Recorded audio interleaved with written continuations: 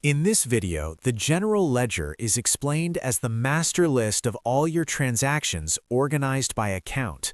Exporting it to Excel is helpful for in-depth analysis, audit support, or sharing details with your accountant. The process is quick, and once you know where to click, you can repeat it anytime you need a clean snapshot for a specific period. Start on your QuickBooks Online home screen.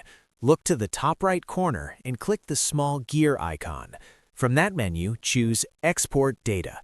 If you don't see this option, your user role may not include export permissions, or your interface might look slightly different depending on your plan. Once you're on the Export Data page, the next step is to set the date range for your export. This is important because the general ledger can be very large, and narrowing the dates keeps your file focused and easier to work with.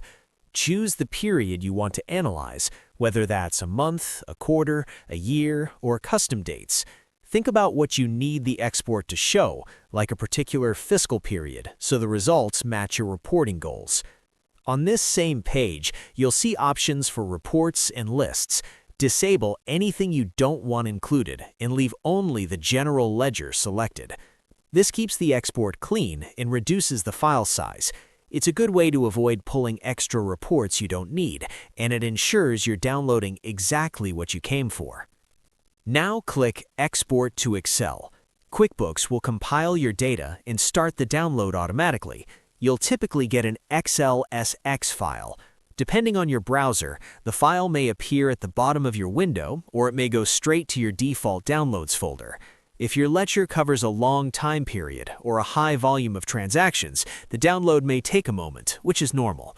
When you open the file, you'll usually see familiar columns like date, transaction type, account, description, debit, credit, and running balance, which makes it easy to filter and sort for deeper insights.